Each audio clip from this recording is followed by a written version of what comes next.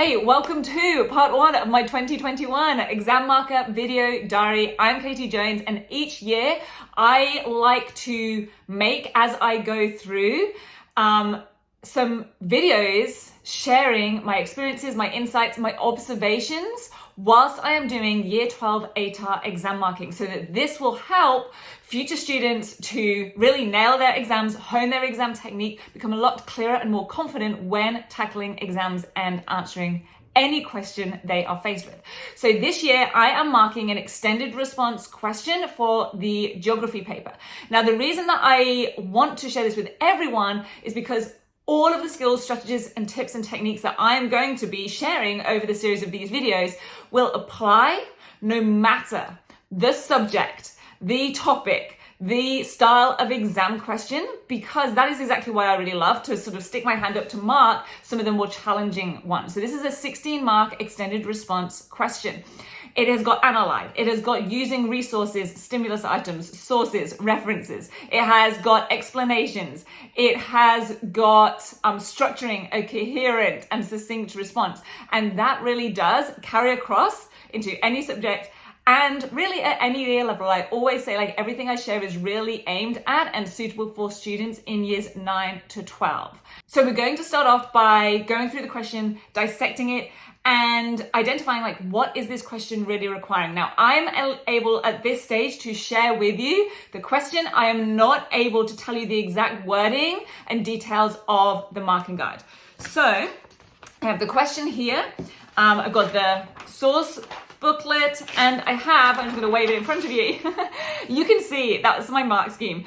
You can see all of my highlighting, all of my annotations and notes. We do 2 days of exam marker training just for this one question. There is so much that goes into dissecting and matching up and aligning the wording of the question, the criteria on the marking guide, and what is in every single student's response, so that that marking is really clear and accurate.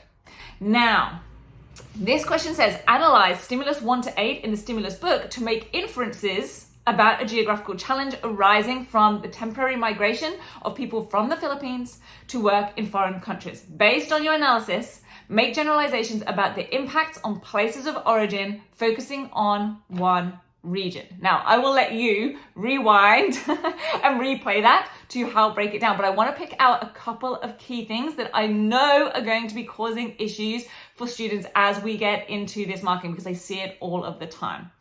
First of all, it's going to be around referring specifically to those sources, those data sources, those visuals, the stimulus items. I'm definitely going to record a video on that, so look out for that one. The second thing is around these geographical challenges and the impacts. Now, impacts could mean positive and negative.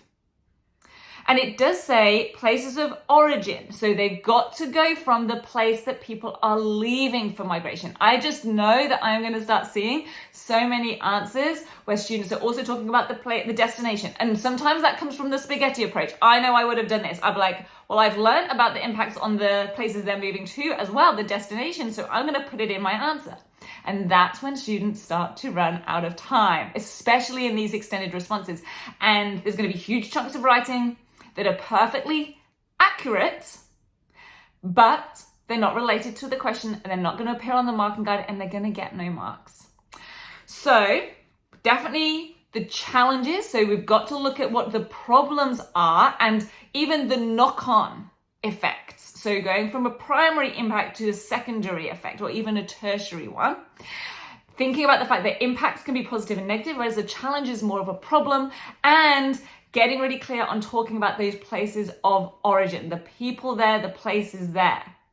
Those are the things that I would be getting students to pick out. And again, I can guarantee there will be some students, there's going to be a lot of students that instead of highlighting those words, they're highlighting the words like migration, or they're highlighting the name of the country, okay?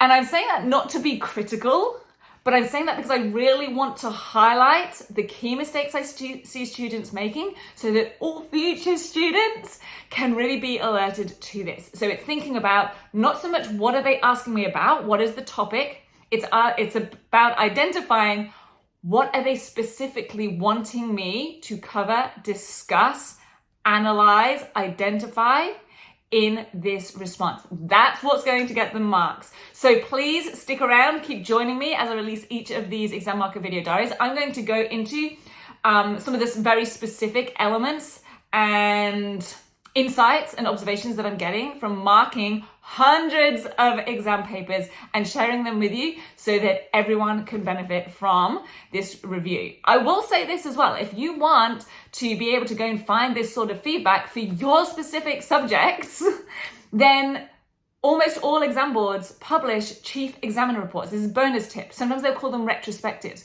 Go to where you can find all your exam board past papers.